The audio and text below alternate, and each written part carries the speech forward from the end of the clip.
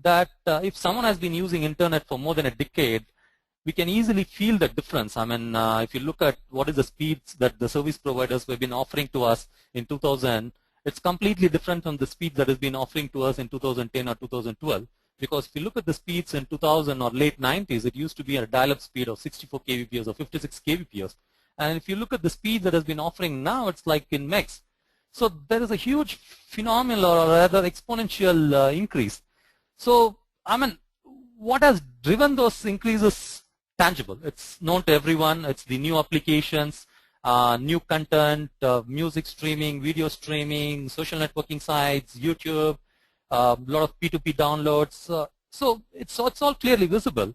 So if you take a look at it, right? So a quick look at it. This is what I've been telling.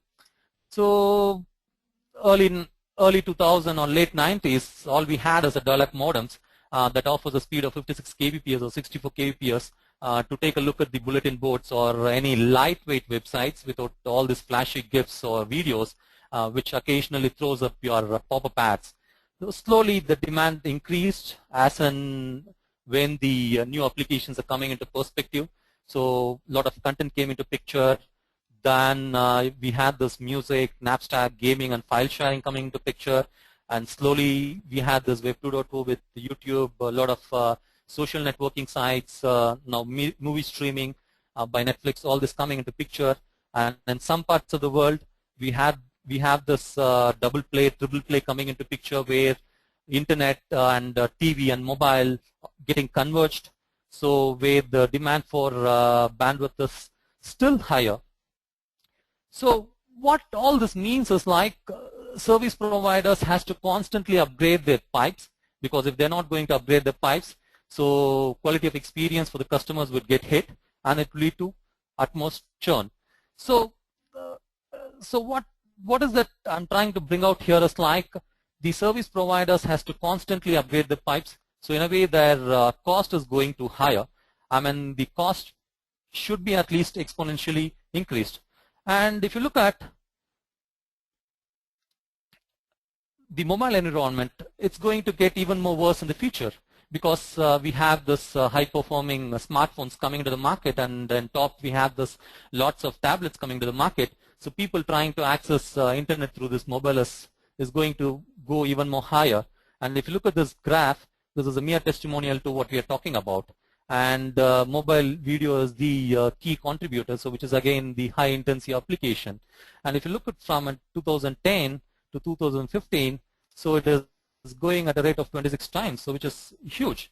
Now, what I'm going to talk about here is like the need for higher bandwidth is definitely pushing the service providers to upgrade their pipes.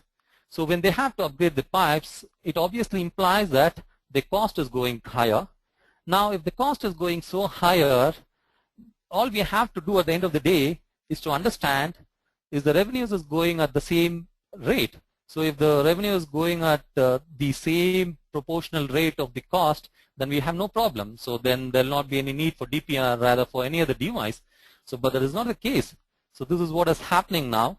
So the traffic is going higher, so which is obviously pushing the need for higher bandwidth. So the cost is going higher, but the revenues is kind of getting stabilized. So there is a huge gap that is forming now. So which is what we call it as a revenue gap or the scissor effect. So what we have to now do is like, so that is where these DPI devices are coming to picture. We have to increase these revenues or decrease the cost of the traffic, or do both. So this is the core agenda, or this is the core opportunity that the service providers is providing to the entire DPI market.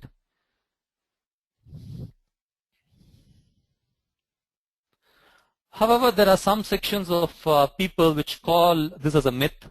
So there are a few like Motorola which they have written a exclusive paper on it saying that this is not a reality, this is a myth. But anyway, we cannot completely rule out this scenario on the basis of what is happening. Though this might not be reality across the globe, but it's definitely a reality in some part of the globe with a few of the service providers.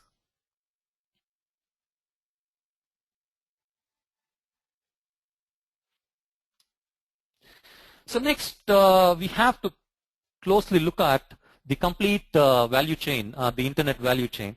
If you look at the internet value chain, so what we have initially is the devices through which we connect to the internet. Then we have the service providers who offer the underlying infrastructure. So with the service providers, we have both the virtual operators, so who doesn't own the pipes, but they hire pipes from someone else, and they offer services on top of someone else's infrastructure. And we have this pure network-based operators, someone like British Telecom or Airtel, Vodafone, who own both the infrastructure and the services. So the next we have is like aggregators and over-the-top providers and the content application providers. Now what we have to figure out is like which section of this value chain is capturing the higher value. So that is what is key, because whoever is capturing the higher value is the one who is going to make big money. If you look at the entire value chain in that sense of who is going to render higher value and who is going to equally capture higher value, thereby increasing their overall bottom line revenues. So if you look at that, so majority of the people are either the content providers or the OTT or the devices. So in case of the content providers or the OTT, let us take a few examples. So for instance, Google. So Google is making lots of money, so through ads. So, and again, Google is using the existing infrastructure that has been offered by the service providers. And why Google is able to make so much money? There is no one else better than Google in this world who can do precise targeted advertising. Then the other, next we have this YouTube. I mean, YouTube is again making profits. So there is no better site than YouTube, which hosts so many videos and then doing better in terms of hosting the videos and monetizing them. And we have Salesforce, and who better than Salesforce to monetize the cloud CRM services. And we have this Netflix. I'm not listed here, but Netflix is also making huge money out of the video streaming. So if you look at all these players, you know, they are using the underlying infrastructure that has been provided by the operators, but they're offering some value on top of it. So that's the typical reason why they're going to make money out of it. And if you look at the devices as well, so now we have the smartphone devices coming into picture, and the Apple, the BlackBerry, the Google, they not only make money out of selling devices, but they're now making money out of apps as well. And service providers, you know, a majority of the service providers, they try to devise their own app market, they try to devise their own content, but so far, maybe there are few exceptions who are successful, but majority of them are not successful, so they're not able to make money in that sector. So if you look at who is making value, so who is capturing the entire value, it's either the devices or the OTT and the content providers. Now, this has further rise to a raging debate. Are service providers really dumb pipes, or what do they have to do if they have to move from being dumb pipes to smart pipes? So that's the bigger question that has to be answered when we are trying to look at all these challenges that have been faced by the service provider.